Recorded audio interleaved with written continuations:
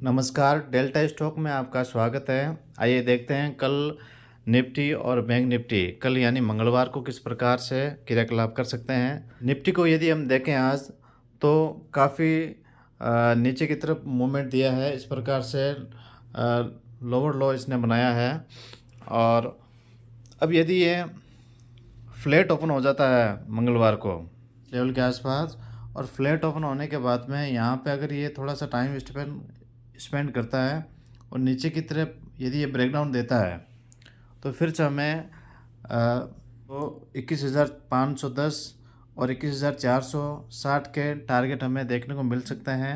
यदि Nifty gap down open हो जाता है, इस लेवल से नीचे ओपन हो जाता है तो फिर ये नीचे की तरफ भी मूवमेंट कर सकता है। तो सबसे पहले हमें जो टारगेट मिलेगा वो 21,400 के आसपास हमें मिलेगा और उसके बाद में ये जो नीचे वाला स्विंग है उसको ये टेस्ट कर सकता है।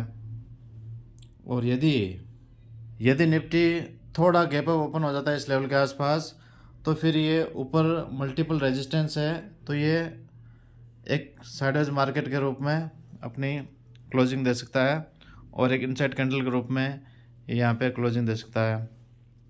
आइए देखते हैं बैंक निफ्टी किस प्रकार मंगलवार को ट्रेड कर सकता है।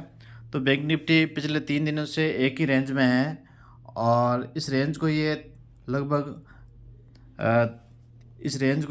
3 से 4 बार टेस्ट कर चुका है अगर हम देखें तो इस प्रकार से।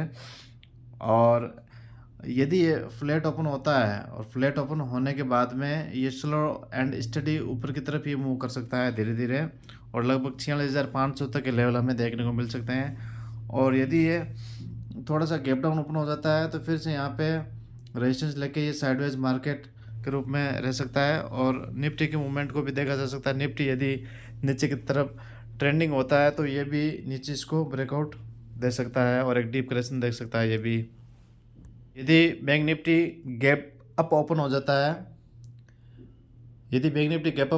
है तो ये फिर बुलिश मोमेंटम को ही कंटिन्यू कर सकता है क्योंकि इस रेंज को ये तोड़ के ब्रेकआउट दे चुका होगा और फिर ये लगभग 46,500 तक के लेवल हमें दिखा सकता है।